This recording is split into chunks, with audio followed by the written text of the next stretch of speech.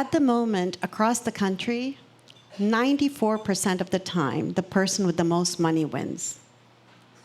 It's no longer about meritocracy. It's just a money game. We knew we were never going to be able to outrace our opponent. Our strategy was going to be, we were going to out-organize him.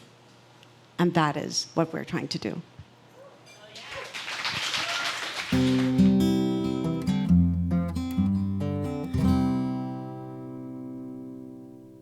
Hello, hello, hello. Welcome, guys. Thank you all so much for being here. I appreciate it so much. My name is Marissa. I use she, her pronouns.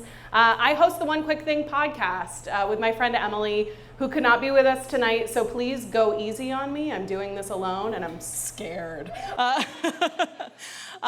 So I just wanted to give you a little introduction. One Quick Thing started as a podcast between me and Emily. We were two moms who were like in the trenches of early parenthood, and we were feeling like, okay, everyone's talking about get involved in your community, get engaged, support your community. We didn't really know what that meant. We were just like covered in yogurt all the time. And so we started this podcast as a way for us selfishly to meet all the coolest people around here and learn about the work that they do so we could get involved ourselves. This has grown into something that's super special, and I thank you all for being here tonight and being part of it, whether it's your first time or whether you've been here at all of our live shows. This is actually kind of our 1-year anniversary birthday party, our first live show. Yeah, I'll take it. Our first live show was July 29th here at Auspicious Brew. So I wanted to give a big shout out and thank you to Auspicious Brew, the whole team here. Jay and Helen, the owners, are incredible and have been so welcoming to us from the very beginning.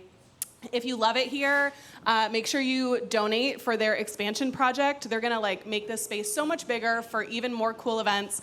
We're gonna push it to capacity tonight, I think. So again, if you have an extra chair near you, just make sure it's open for people if they need it.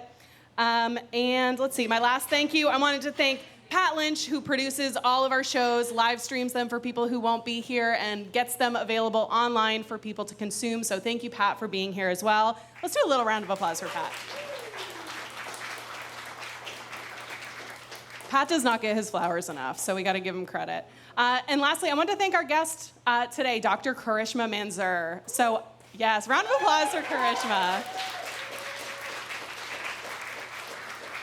So I am really excited to speak with Karishma tonight. I've known her for about a year now. We met when she launched her campaign. And from the first time we spoke, I was so struck by her moral clarity and her passion for improving lives of everyday people.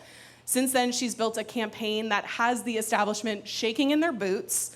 And that has been amazing to see. She is building real momentum in the polls, and we're all part of it now. So you're here, and you're part of that movement. So we are in a moment here in America where we're showing, voters across the country are showing, we're ready for real substantial change.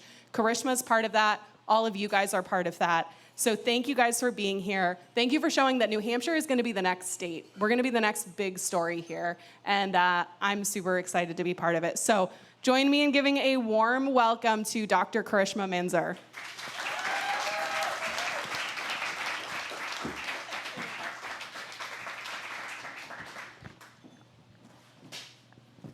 All right, this is not your first time at Auspicious Brew, right? You've been here, but this is not your first One Quick Thing either. No, I was here as a guest. I was sitting there and listening to the owners, yes. Yes, we're so glad to have you back. So for those who maybe are coming in pretty net new, maybe have just wandered in today, I know there's a few. So for folks who haven't been familiar with you before, do you want to give a little brief overview on just who you are and why you're running for Senate? Absolutely. So thank you again. Thank you to Marissa. Thank you, everyone. Thank you, Melody. Thank you, Pat. So I live in Exeter with my husband and my 2 children. And just like all of you, I was there wondering, why is the country not moving in the right direction? Why is it becoming so much harder to survive in this country, in the richest country in the world? Why is it becoming difficult to pay the property taxes? Or my daughter was about to attend university a couple of years ago. we ended up having to send her out to Virginia because we couldn't even afford the universities in New Hampshire. Every single thing is becoming more and more complicated. And what is that related to? Like, why do we have a housing crisis? Why do we have a healthcare crisis? Why do we have a childcare crisis? Those are not problems that the richest country in the world should have, because too many of our lawmakers are answering to their donors and not to the people. And so, just like all of you, I was like, well, someone has to step up. And I looked around. Where's that person? Step up, step up. And I thought, okay, maybe I'll step up. And my daughter asked, why you? This was one of her questions. She's more of the shy child. And she said, why you? And I said, someone has to do it. It is not an easy step. It is not an easy step. We're talking about challenging the whole system that is rigged. We're talking about challenging war profiteers. We're talking about challenging people who make money from dropping 2,000-pound bombs in the middle of a neighborhood. We're talking about people who have no kindness, compassion. They just care about money. It is going to be a huge fight. And I felt very privileged, which I think we will talk about, that I felt like I had the opportunity, because of my family situation, to be the one to step up. And so here I am in front of you today. So thank you. And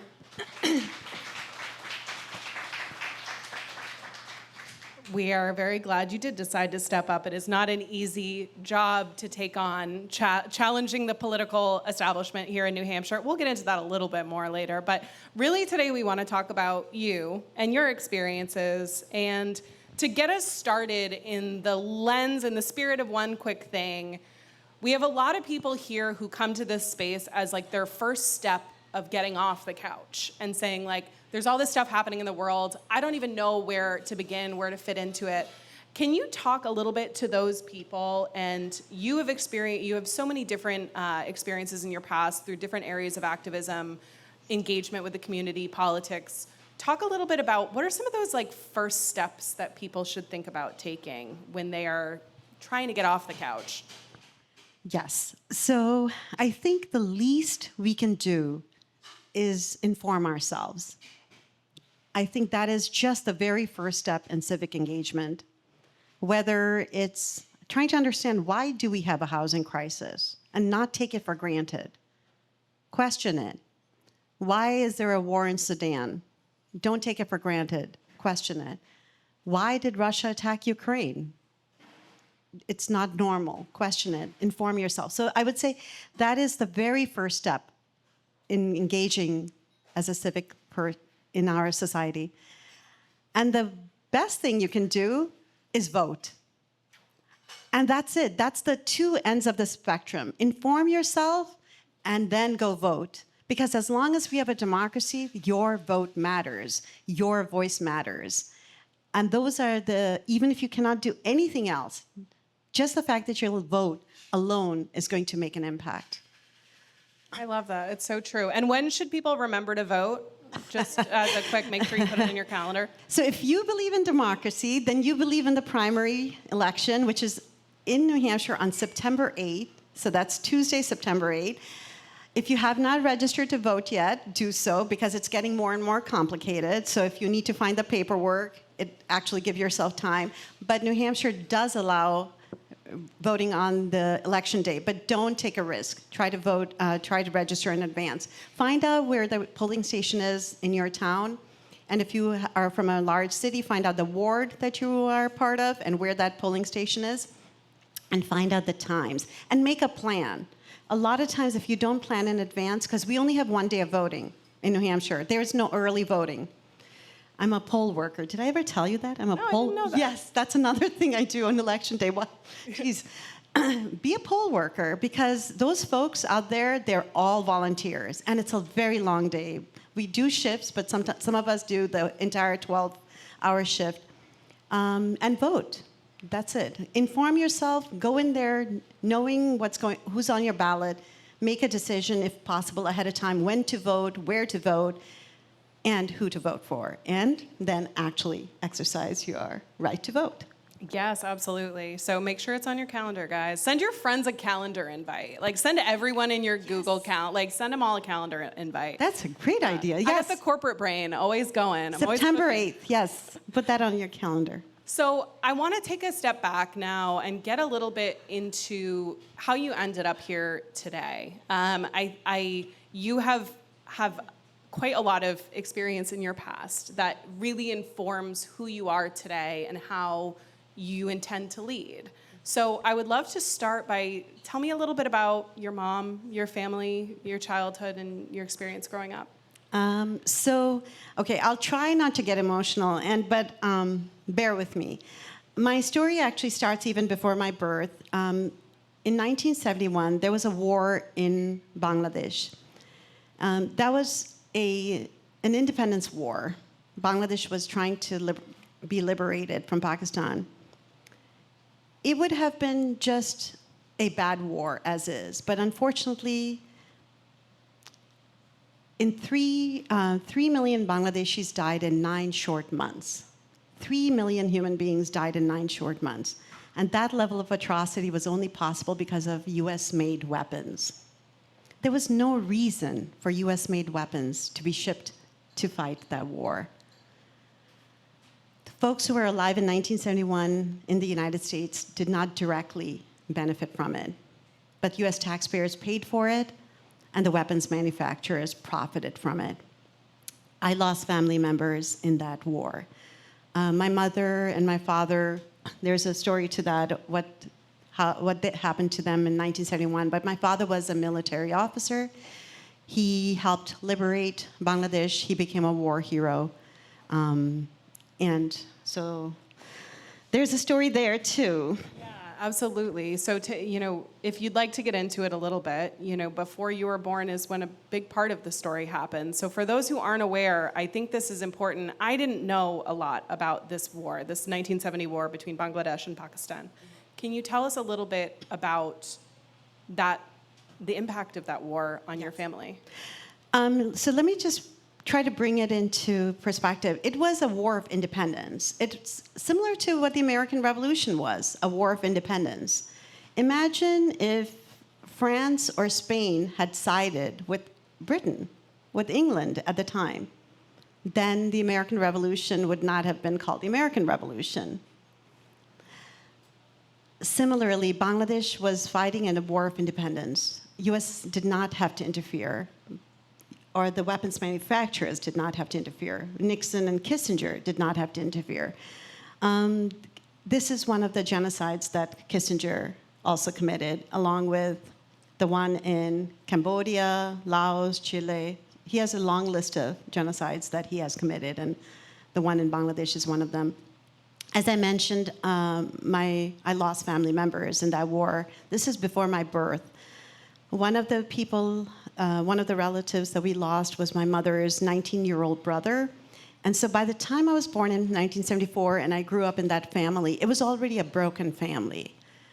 So my mother growing up, would always talk about, what if he was alive, this would have happened. What if he was alive, this would have happened. It was just,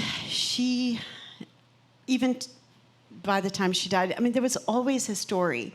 And my grandfather, my mother's father, he died in 1979, so I was about maybe 5 years old when he passed away, but I do remember him.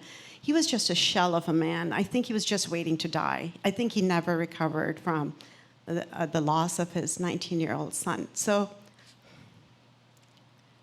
it's just one family.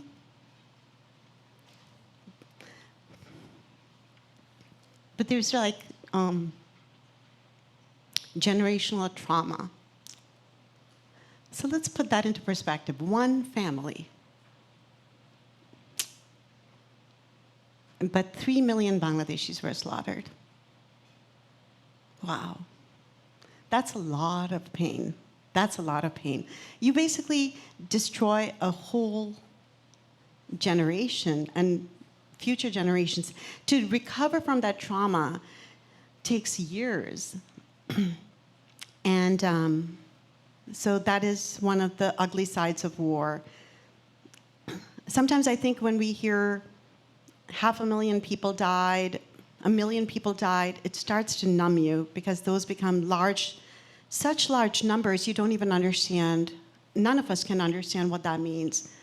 But if you think of just a single family, then it kind of starts to become much more real. But yeah. It's the numbers are really hard to wrap your head around, and I think that to your point, it doesn't just take years to recover; it takes generations to heal from this kind of pain, and it didn't stop in 1971 for your family. No, and also with that level of destruction, you basically destroyed the food structure. So you've destroyed farmlands, farmers have been killed. Land that was arable are now maybe desertified. You've destroyed the stories that I heard growing up was that Bangladesh has a lot of rivers, and some of these rivers were red. For a long time, there were so many skeletons everywhere that it was, people were just too traumatized to do anything. There was a lot of refugees who had left the country and moved to India. For them to return, we're talking about a huge migration, death, destruction. So a couple of years after the war, there was a famine in Bangladesh because you cannot recover from that level of atrocity and that level of death and destruction without causing a huge change in the society and the infrastructure. So yes, there was additional deaths post-war. So this is actually because I'm a scientist, I like to give numbers. Just to put it into perspective, the Brown University has this wonderful project called Costs of War. If you have a chance, look it up. Since 9/11 in the United States, over the last 25 years, we are all aware of endless wars, right? If I forget a country, help me out. Afghanistan, Iran, Iraq, Somalia, Libya, Pakistan, Syria, Yemen, Palestine, Lebanon. But in the last 25 years, yes. But you're right, that's another huge problem. But in the last 25 years, Brown University has calculated that in the last just 25 years, US-made weapons has resulted either directly or indirectly in the deaths of 5 million people in this world. And so sometimes I ask people, we paid for it. Let's put away just the moral issue for a second. We paid for it. How did we benefit? Did it improve our public schools? Did it fix up our roads and bridges? Did it improve our economy? And it's no to all of that. If anything, it has completely gutted our society. Money has been taken away from our public education, from our families, from our communities, and has been going to war. And right now, we have a national debt of $39 trillion. And the two biggest culprits for that kind of a debt, one is the war, and the other is the wealth transfer to the billionaires. And we are inheriting $39 trillion debt, and our children are inheriting it, and our grandchildren will inherit it, and more. Because that calculator, if you get a chance, go just Google national debt calculator. It's getting worse. We're actually we're gonna hit $40 trillion soon, if we haven't done that already. Especially what they're asking for, right, at the moment. Yeah, more war money. So, yeah. I think, as somebody, just speaking for myself, I think I grew up in a way where this was very normalized, and the idea of endless war was very normal, and it felt like just part of life. And this is just what happens, and you don't have exposure to the impacts of it. And I think we've all become so desensitized. And I think about that a lot. As you're talking, I'm thinking about how people will often give the criticism of like, well, don't talk about this stuff so much. Talk about what's happening at home. Or like, we don't care. I don't care about what's happening in Gaza. I care about what's happening here. Completely missing the sort of lack of empathy on that aside. It's missing the interconnectedness of all of it. And to your point, the pure financial element of it as well. And the fact that we are spending so much of our national budget is going straight to these wars while we are going bankrupt because we can't afford doctor's appointments and we are not funding our schools. And so my hope and prayer for this moment in time is that a lot of us will break out of that complicity of just believing that this is how things have to be because they don't. And so do you want to talk a little bit more about the path from, with what was happening with your family and then coming to the U.S. and what that experience was like? Yes. So I told you about 1971. Then the war ended. Then there was a famine. I was born in 1974. Unfortunately, my father, who later on went to become a major general in the Bangladeshi military, in 1981, there was a coup. But there were two groups of people, not to get into the weeds of the issue. There was the group of military officers who helped to liberate Bangladesh, and for lack of a better word, they were called the freedom fighters. And there was another group of military people, Bangladeshis, who had actually not wanted the liberation. They wanted to continue being part of Pakistan, and they were called the traitors. So freedom fighters and traitors. And there was a lot of internal rife within the military about who was going to continue to lead. So the president of Bangladesh was Ziaur Rahman, and he was assassinated in end of May 1981. And my father was blamed for that assassination, and within 2 days he was captured, taken away from us, and assassinated. No court case, no jail time, nothing. He was just taken and killed. And you were a child. Yes, I was 7 years old. My mother, my siblings, and we were all arrested and kept in custody for a long time. Yeah, I was 7. And all of this is still so incredibly relevant today. Yes. I was telling Marissa that whenever we lose a loved one, there's so much pain, right? But over time, we gain more memory and more stories, and the pain sort of recedes, that we're not living it on a daily basis. But then there's so many things happen that triggers you. Maybe you see somebody who reminds you of a loved one. Okay, I'm not gonna cry. You can. It's a safe space. It's just me and like 60 of our closest friends. I don't know what you're talking about.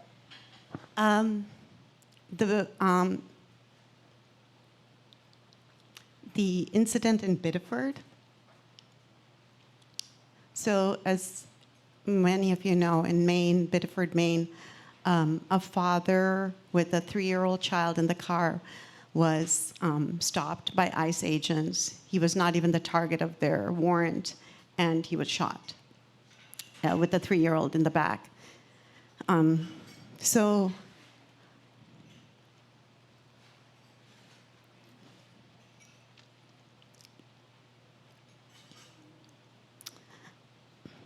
the last time I saw my father was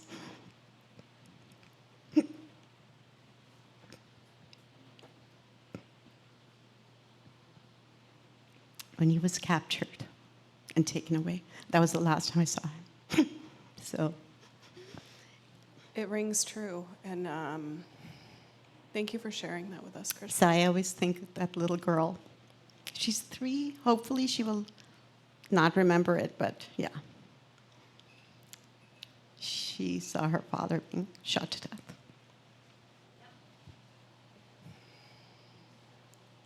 The cruelty that we see and that we inflict in other countries comes back to us here as well. It will be done on us as well.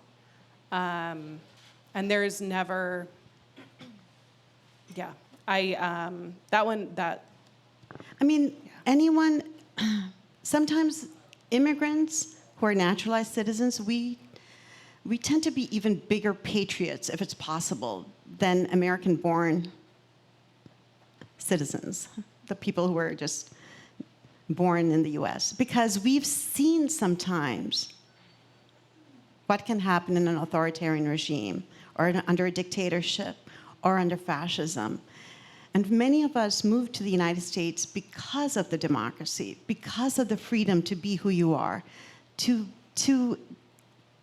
get educated, to marry who you want to love who you want to be who you want to. And then for us to see what's going on in the country right now, it is extremely traumatic because we know how dark it can be, and we are seeing so many signs of that darkness. Imagine extrajudicial killing is going on the streets of the United States. That it is not normal. It is not normal. Do not allow people to excuse it. Do not allow people to justify it. No matter what crime somebody committed, the law enforcement, if they need to, for public safety purpose, remove someone from society, they need a legal warrant signed by a judge based on evidence against that one person. Arrest that one person without trying to minimize violence, trying to minimize hurting other people. Capture them, prosecute them, convict them if necessary. Give them due process. Due process is such an amazing part of our Constitution. Amazing. Imagine that the founding fathers thought about this. My God, due process. And of course, the amendments. And that has been taken away by the Laken Riley Act, which is actually extremely racist and xenophobic. It's allowing the targeting of people who look like me, brown, black people, people who have accents.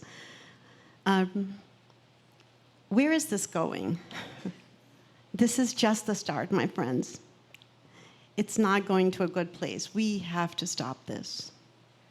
I think today, we're mostly focusing on your life and your experiences, but I think it is really relevant if you want to talk for a minute about the policy positions that are directly related to what we're talking about and how that is different from the other folks who are running in the race.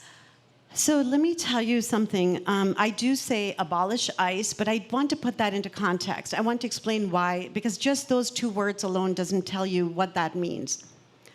When I moved to the United States with my family and my mother, trying to get a widow from Bangladesh with very little money, trying to bring 4 children and apply for political asylum. Like that is, if you, Marissa, want to become the Queen of England, like that's as far-fetched. It's like, how are you going to come from such a poor country to the United States with 4 children and apply for political asylum? So to her credit, she was able to do it. So you apply for political asylum, and the process is that there's an application, it goes to like a lower level immigration officer. Usually they just deny it because they don't have the resources to investigate. And then you get a letter, your case has been denied, you have, I don't remember, like 60 days or 90 days to leave this country. But the process allows you to appeal. So we appealed, and then it goes to the next level of officer, and et cetera, et cetera. So there was back and forth. My family took, I have to calculate, was it like 16 years before they finally got their green card? It's a long process. And throughout that whole process, you are not even trying to get a speeding ticket because you know everything is going to be used potentially against you. You are like a model resident of this country. So back and forth, back and forth. Eventually it goes to the immigration judge, they deny it, and then the last appeal process is to the because we were living in New York at the time, to the Second Circuit Court of Appeals, which was in New York City, and there were 3 justices on the Second Circuit Court of Appeals that heard our case. One of them was Sonia Sotomayor. That's a fun fact. I didn't know that one. And she said, this is a case that deserves to be looked at again, and she sent it back to the lower courts. And when she sent it back, it was accepted, and we received political asylum. Yes. So my mom always said, wow, Sonia Sotomayor helped us get the asylum. So yes, but that entire process, there's, threat of deportation, but then you again appeal and back and forth, back and forth. But it was still a humane immigration system. I went so many times to the Immigration Naturalization Office, that's what it was called back then, to get fingerprinted. My God, the number of times I got fingerprinted. Photos were taken, police reports had to be submitted. Like, you are constantly being checked. The immigration system is not willy-nilly. It is a very strict system, and you're having to prove that you are contributing to society, that you are helping, that you are walking a very tight line. But never did I go into the Immigration and Naturalization Service thinking I was going to get arrested and grabbed and detained and sent to a third country. That is inhumane. So we can have a humane immigration system, and we did in this country. This is an immigrant country. Immigrants have always been attacked in this country, whether it was the Irish coming in, or the Italians, or the Russians, or the Russian Jews, or the Eastern Europeans, Asians. Every single wave of immigrants coming in was always attacked. But they always came in, these waves, and they did most of the difficult jobs: factory worker, farming, nursing homes, cleaning up our grandparents, taking care of them. And now it has almost been demonized.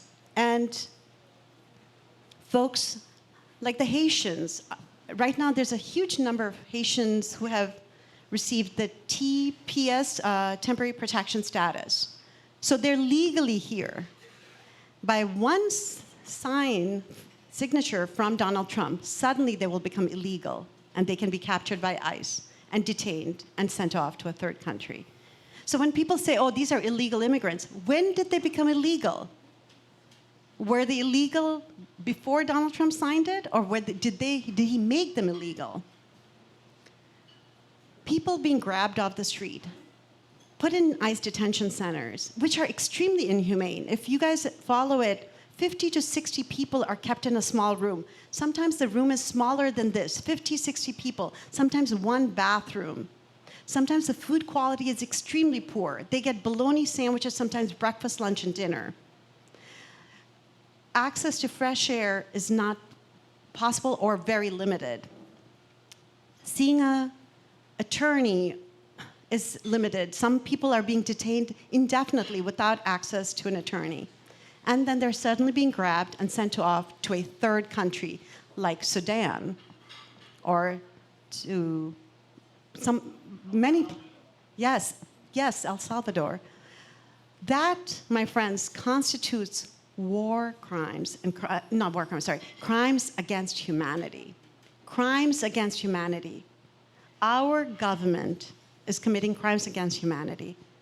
It is a serious situation. So when we say abolish ICE, we're talking about you can still have secure borders. You can still have an immigration system and an enforcement of immigration laws.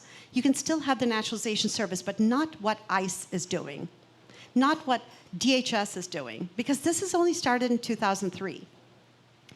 I personally think we should actually bring Immigration Naturalization Service back to the Department of Labor, where it was before the Second World War. And that's what I want you guys to understand. Yes, if you say abolish ICE, let people know that you're still saying we can have an Immigration Naturalization Service, but a humane one, and not what is going on right now. So.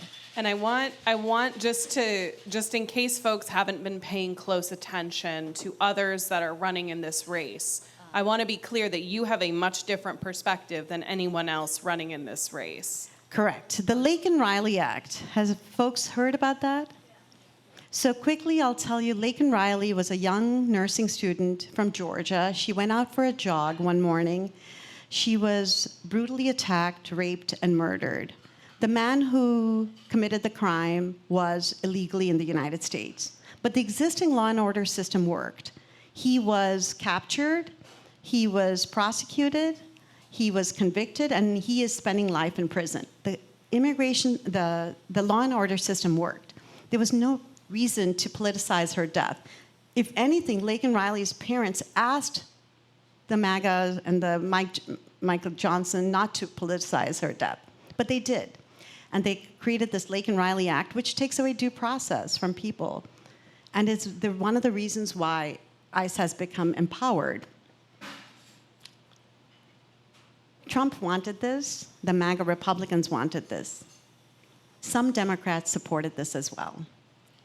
This racist, xenophobic act was supported by almost all Republicans and some Democrats, including my opponent in the race, Chris Pappas.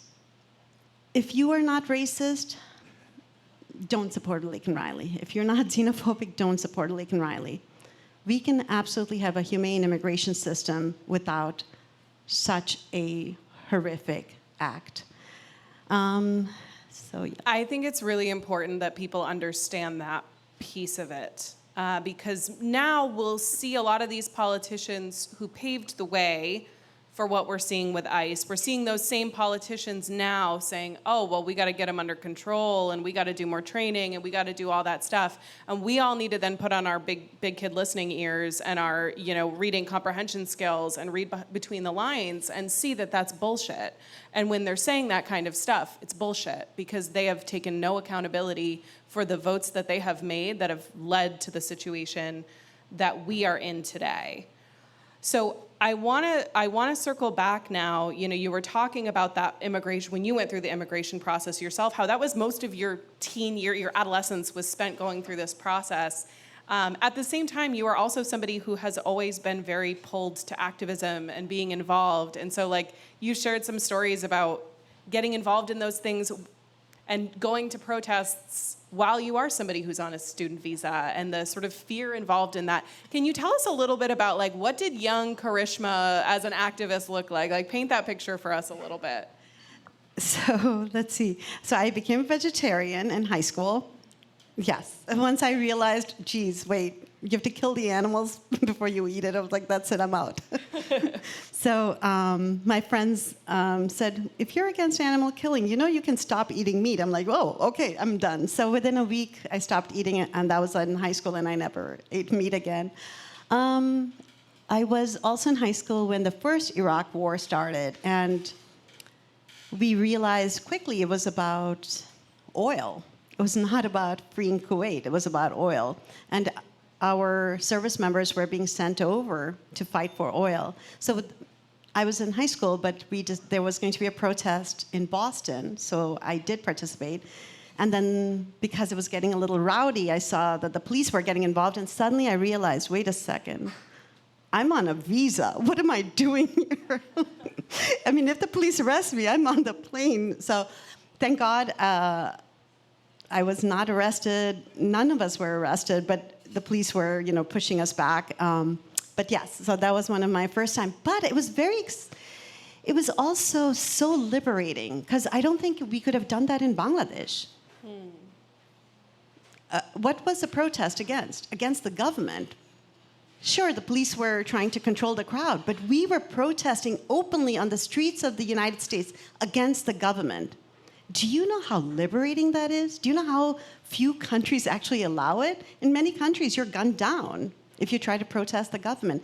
We need to hold on to that freedom. We want to be able to say, you are not doing the right thing, listen to us. We take it for granted.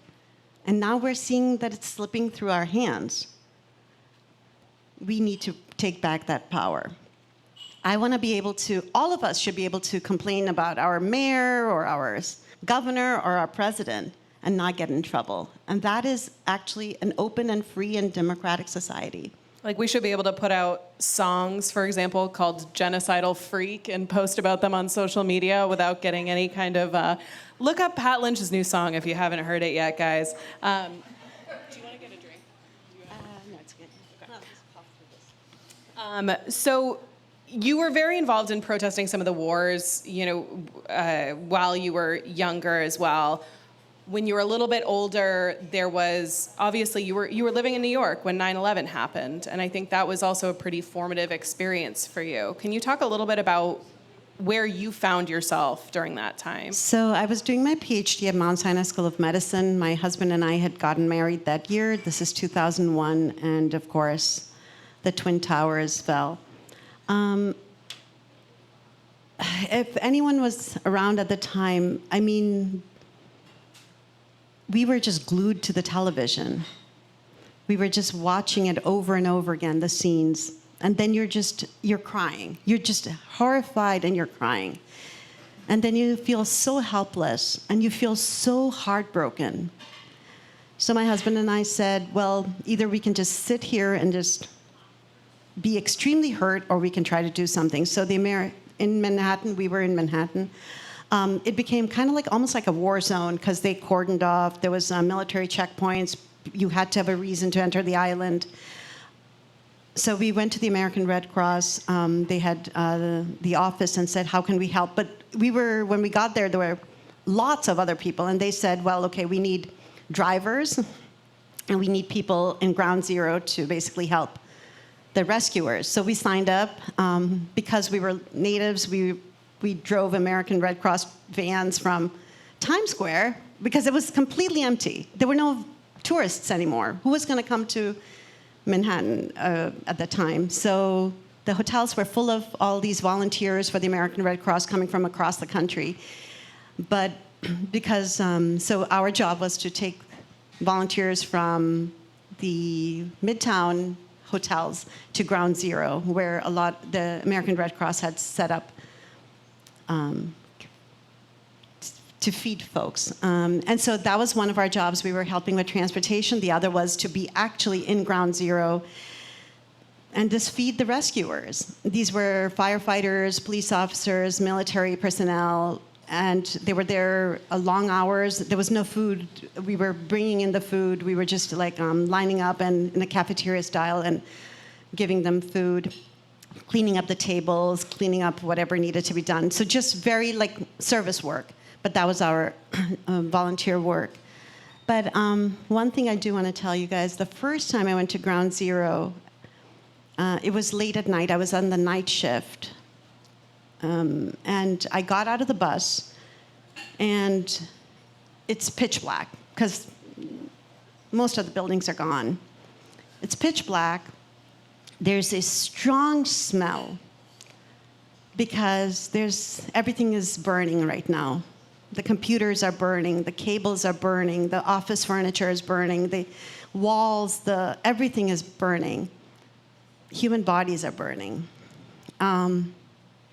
You get out and you try to orient yourself, which direction am I looking at, and you also try to let your eyes adjust to the darkness.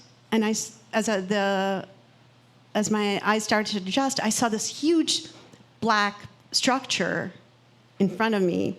And I was trying to be like, wait, what is that? And then you realize that's the debris. It was like a mountain.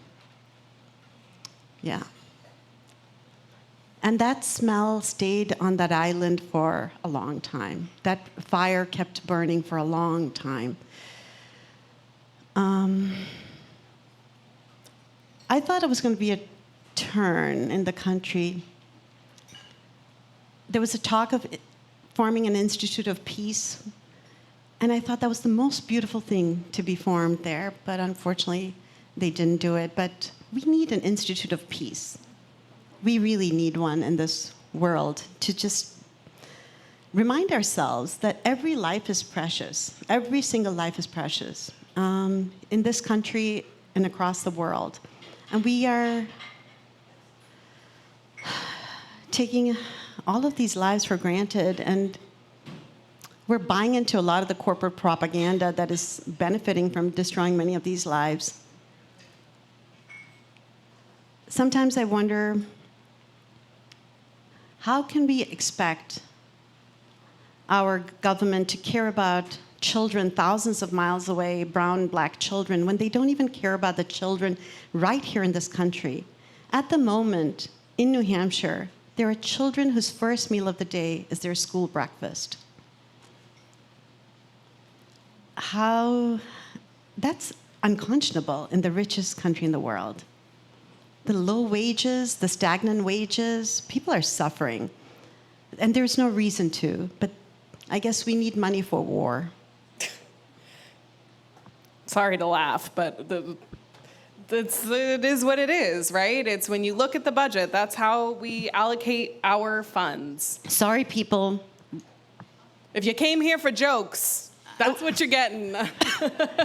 We don't have any money for us. We need to buy 2,000-pound bombs and drop it in the middle of a busy neighborhood, so yeah. Well, I think that's sort of a good transition into, the next stage of your life where you were struggling with a lot of these things we're talking about. When it was time to start a family and you were coming out of school and you were just starting your career and you were not in an easy place. Tell us a little bit, and through the lens of telling the story about all the different ways you've been involved throughout your life. This is one of those stages where you had to deprioritize that a little bit, and I think that's also natural and helpful for people to hear that you can't be at 100% all of the time. Sometimes you have to take a step back and focus on what's happening at home. So tell me a little bit about that experience of being a new parent and some of those challenges and how that's shaping your political worldview today. Yeah, so sometimes you asked, and we had talked about this, what does activism mean? Sometimes activism just means showing up at a rally, and that's it. You don't have to organize it, you don't have to clean up, you don't have to do anything, but just be a person in the rally. For the organizers, that's so important that some people who came in don't even have time to make a sign. Don't worry, just go there. Sometimes activism can mean, like I said before, staying informed. Sometimes activism could mean just attending a meeting, even if it's not a rally. So, or when you go to an event like this, you ask the organizers, how can I help? Because just to put this up is a lot of work for Pat, Marissa. How can I help you? Can I clean up? Can I put the stuff away? Can I take it to your car? That's really all. That's helping the organizers. And that can be the extent of it, 30 minutes of your life. So I was quite active, but I also became very involved with 3 nonprofits here in New Hampshire. One is New Hampshire Ranked Choice Voting.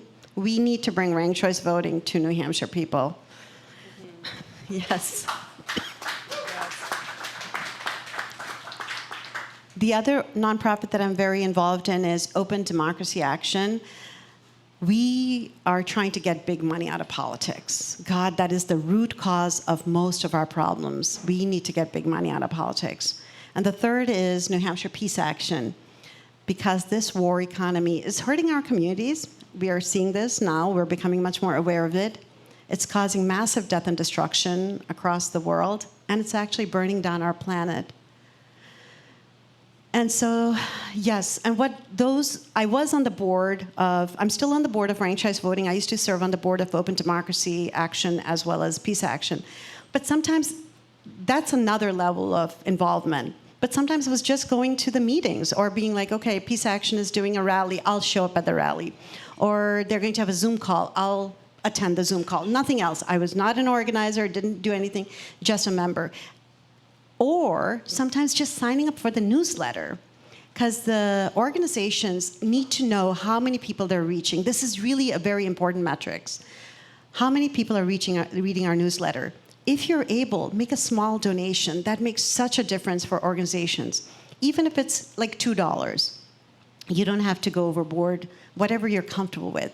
Because when they're applying for grants, the grant organization might say, how many members do you have? Or how many donors do you have? How many grassroots activists do you have? And if they can say we have 5,000 or 10,000, that actually shows a lot of power in that organization, that they're reaching the voters or the people. So do what you can. Trust me, I'm now, 52 years old?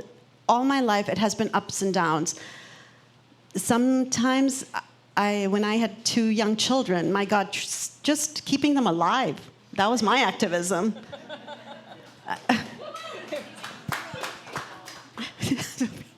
Or when they started daycare center, oh my God. All the illnesses that they brought home. Have you ever heard of a disease called hand, foot, and mouth disease? I had never heard of it until I got all these blisters started to appear, and I thought, what is going on? It turned out I had hand, foot, and mouth disease because of what my kid brought home.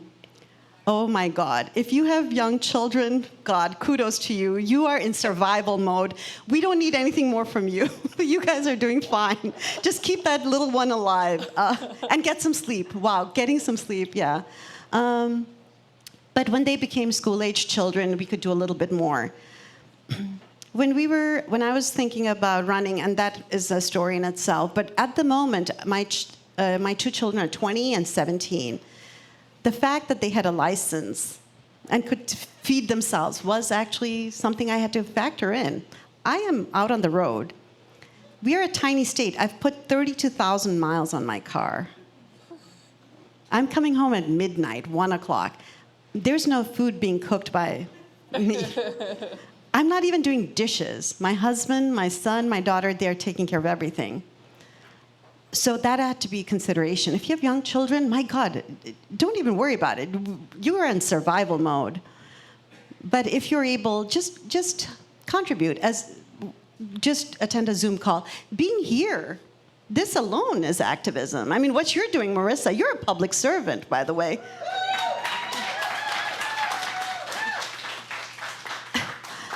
Marissa and Melody and Cindy and all of you have created a group that is now 700 people or even more.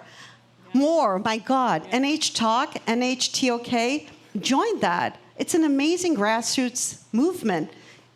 And it's just organically appearing, and they're challenging the whole system. The system is rigged. We need people who understand it and are saying, that's enough. We have to change it. And so kudos to you for being your public service. Thank you. To that point, I started a TikTok account while I was raising a small child, right? And I did what I could. And I was making videos in my kitchen while my kid was napping. And you take on, to your point, you sign up for the Zoom meetings, you attend the calls, you sign up for the email list or whatever it is, and then you build and then you ramp back up as you're able to, and that's okay. Now, you alluded to this a little bit. Talk a little bit about your decision to run and what were because there was a pretty clear series of events that led you to run. You are not somebody who's been chomping at the bit to have power. No. Like, you're clearly not somebody who's in this for that kind of a reason. Right. Talk about your decision-making process. So I'm trained as a scientist. I have a PhD in biochemistry, molecular biology, and I worked in clinical research for 20 years. I loved being a scientist. I was not looking for a career change. I loved my work. But the reason I was in science was to improve people's lives. But all around me, I was seeing a lot of pain and suffering. People sleep in their cars in New Hampshire. Go to Epping. Go to Epping. Somersworth. People put up a T-shirt to close out their windows and sleep inside.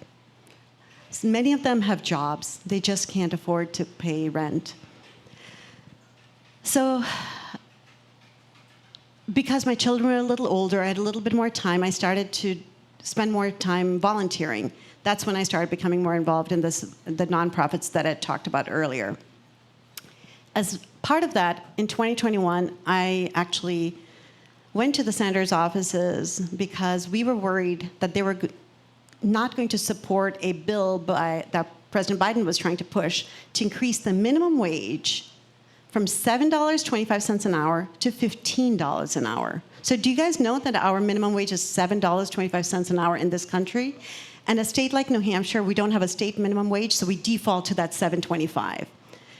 Think for a moment. Can we survive on $7.25? Hell no, exactly.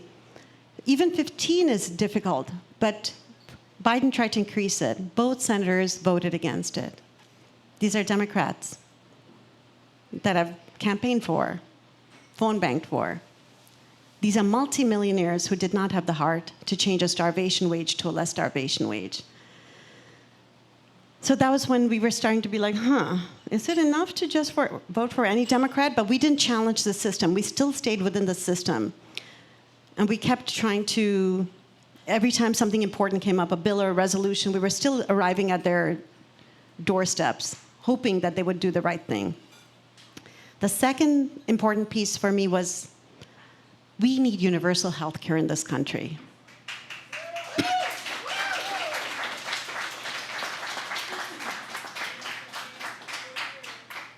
Of the 33 developed nations, 32 offer universal health coverage. Only one doesn't, and that's us. My God, it's the richest country in the world. It's not a scarcity of resources. It's just a scarcity of priorities. And there's a wonderful piece of legislation called Medicare for All that's introduced in the House and the Senate year after year. Not a single Republican ever co-sponsors it, and some Democrats also don't co-sponsor it. And we tried. We tried. We tried to help give data that millions of Americans don't have any health coverage. We lose 50,000 Americans each year because of lack of health insurance or underinsurance. Tell me, shouldn't that be our national security issue? Shouldn't that be like at the top of our mind? Shouldn't that be on the headline of every single newspaper until we bring that down to zero? Nobody should be dying because of lack of health insurance in this country. If we have a treatment and it's inaccessible, that's a failure of our society. Children are dying in the United States. Sometimes a cancer diagnosis is a death sentence in this country. People can't afford treatment. They mortgage their homes, but eventually they run out of money. And then they say that's enough. 500,000 households in this country declare bankruptcy every single year because of medical debt or dental debt. Not good. So Medicare for All needs to be passed. Absolutely. Make that your number one priority. Make sure that we get Medicare for All passed as soon as possible. And the way to do it is to make sure that the people you vote for support Medicare for All. Not some storyline, oh, I care about universal health care. Medicare for All, that's the only piece of legislation that's a universal health coverage. So that was also like, God, where are we going? Why are people suffering? And then I think the straw that broke the camel's back was in May of 2024, 5 of my peace activist friends were arrested in Chris Pappas's office.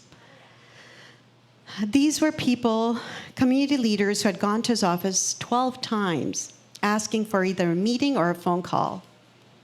These were his constituents. Instead of meeting with them, on the 12th time, they said, we're going to do a peace sit-in, which is a civil disobedience.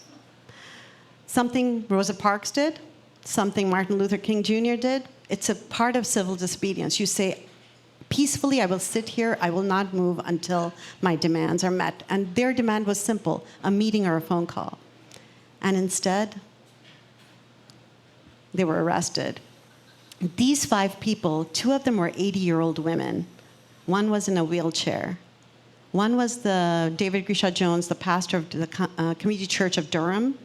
One was Amy Antonucci, the executive director of New Hampshire Peace Action. And the 5th person was M. Friedrichs. She is an elected town councilor from the town of Durham, and she was 6 months pregnant at the time. So I went to their arraignment, and that's the day we decided we're not going to just play the game of voting for any Democrat. We need our own good, honest, unbought Democrat. And that's the day we started.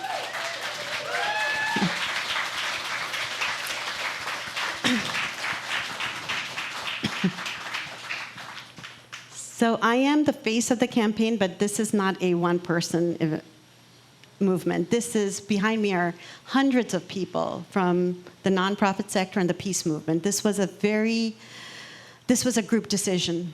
We need to save people. We need to save people in this country. We need to save people across the world. We need to save our planet, and that is why we're running.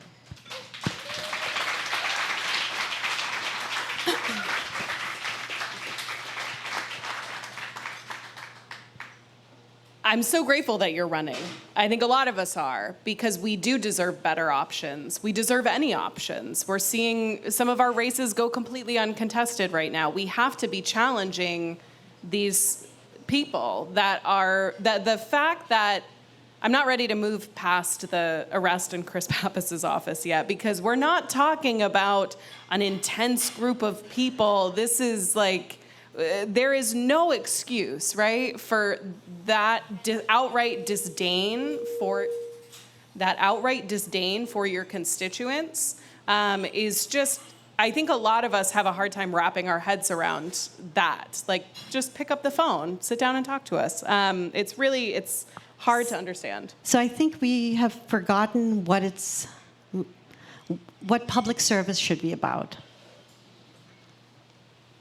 Don't let them change the narrative of what public service should be about. If these people are not serving the public, they do not deserve these positions. I mean, when I was planning to run, I did talk to a lot of elected officials as well, because we knew this was going to be a huge battle. And one of the people I spoke with was a state senator, an elected person, and she asked me, she said, "Karishma, are you a multimillionaire?" And I said, "No." And she said, "Do you have a billionaire donor?" And I said, "No." She said, "Why are you thinking of running for the United States Senate?" And I said, "Think about what you just said. Think about it. You've just disqualified over 99% of this country. Is that in the Constitution? Does it say you have to be a multimillionaire with a billionaire donor? That is not normal, but we have come to expect that. We have many of us, I think a lot of folks here would like to run or do more for their country or their city or their state. But sometimes it's like, my God, how am I going to raise all that money? The system is making sure we are afraid to run. The system is making sure that if you think it's going to cost $20 million and you cannot raise $20 million, you're out. That alone is taking away good people. Good people are not running anymore because the system has made sure that we are going to be disadvantaged. What are the top 3 things a public servant needs? Compassion. Do you care? Solutions. Do you know how to fix the problem? Are you smart enough to figure that out? And third, are you a fighter? Are you going to fight the system and make sure that the bold solutions are implemented to fix the problems? Those are the 3 things we need. Not $1 million, not a $1 billion donor behind you. And we have started to accept it. We cannot normalize what is going on around us.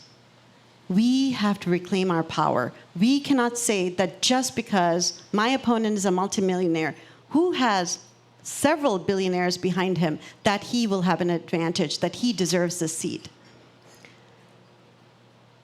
At the moment, across the country, 94% of the time, the person with the most money wins. It's no longer about meritocracy. It's just a money game. We knew we were never going to be able to outrace our opponent. Our strategy was going to be, we were going to out-organize him. And that is what we're trying to do.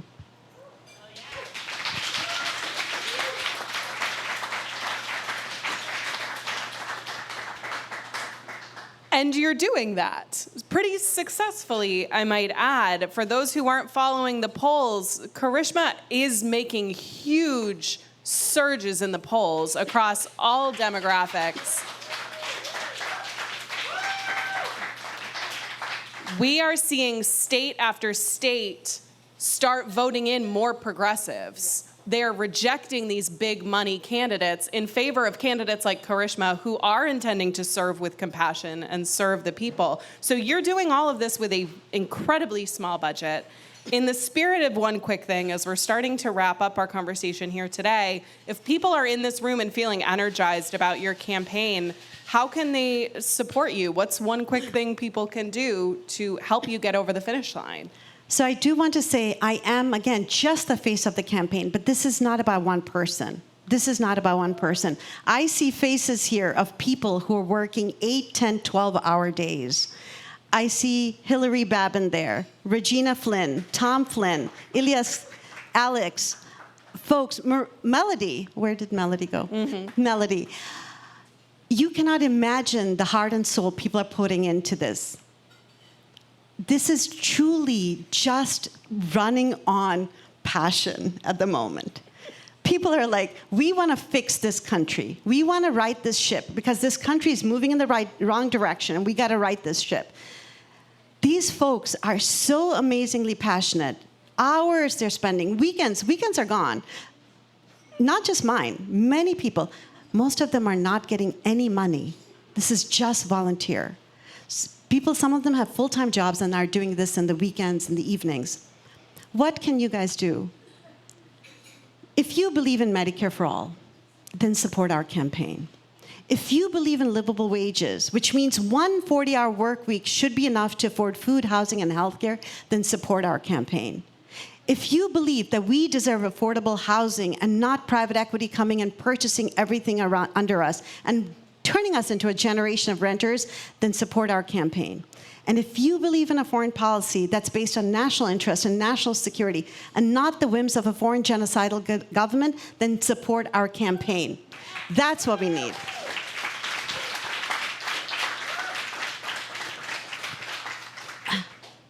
You can do the least you can do. First of all, that you heard us, that's a start, because at least we reached one person. If you're able, talk to your friends and family. I cannot afford those TV ads. Are you guys being inundated with TV ads? Do you know how much those cost? Millions of dollars. Where is that money coming from? Question that. The donors. Digital ads. Expensive. Mailers? How many people are getting mailers? And yes, oh my Lord. Every mailer in this tiny state of ours, I think costs like $75,000 or $80,000 each mailer. And some of you are getting multiple mailers from the same campaign on a weekly basis. We don't want that type of money because there's a string attached to that money. Whether it's coming from big tech, crypto, AI, big oil, APAC, foreign lobbies, there's a string attached to that. Do we want those strings? Do you want someone to go to the Senate or the US House with strings attached to their corporate donors? Then don't allow it. When they are coming with the millions of dollars, they are bought. That's it. Simple as that. These people are bought. So I'm going to leave you with two things before, actually many more than that. But if anyone takes even a single dollar from a foreign lobby and is supposed to serve the American people, that person is not serving the American people. They're serving a foreign government.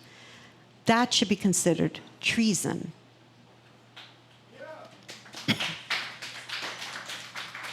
Do not allow anyone to take money from a foreign lobby and say they want your vote. That should be your bottom line. That should be your red line. That's one thing. If any candidate takes even a dollar from corporate PACs, corporations, they are no longer a public servant. They're just a contractor for their client. They do not deserve your vote because when they get there into DC, they're not serving you. They're serving their client. That should be your red line. But this is a fight. Yes, we're doing well, but it's still a bitter battle. We're talking about millions of dollars.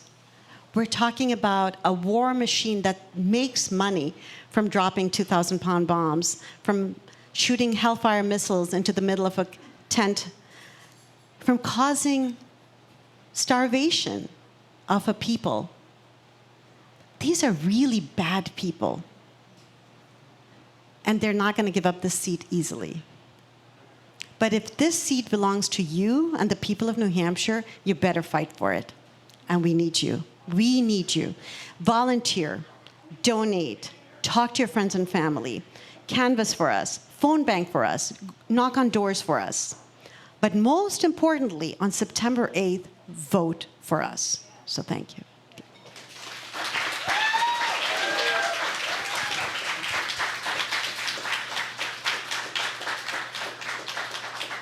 My last question, and then I will let you mingle with this incredible crowd. This is the biggest crowd I think we've had since we launched this show. So thank you all for being here tonight. I appreciate it. Round of applause for getting off the couch and coming here. I appreciate it. My last question, Karishma, is what's giving you hope right now? We talked about a lot of heavy stuff, but you are also hitting the pavement every day with New Hampshire residents. What's making you feel hopeful and optimistic right now? I'm looking at Melody because she and I talk a lot about hope. We can absolutely have a country where we prioritize the people and our children. At the moment, if we are not thinking about our next generation, what are we doing? We need to give them healthy food, access to health care, universal childcare, high-quality public education, high-quality higher education. We should not burden them with debt, college debt. We should create a place where they're not afraid to turn 26 and lose their family's health insurance. I've met so many children who feel so hopeless and helpless. And that is the saddest thing. We need to absolutely take back our power, and we can. We can bring that money back home, not to the billionaires who have enough yachts and enough islands, enough private jets, enough spaceships. We need to bring that money home to the people who actually are working. We should take the money back away from the war profiteers, bring it home. And we should improve our lives right here so that a child growing up in New Hampshire has the best chance of success and is excited to grow up in a world that is not going to burn down. So, and we can absolutely do this, and we must do this. We have no option. There's fight or fold. I'm not going to fold. Are you guys with me in this fight?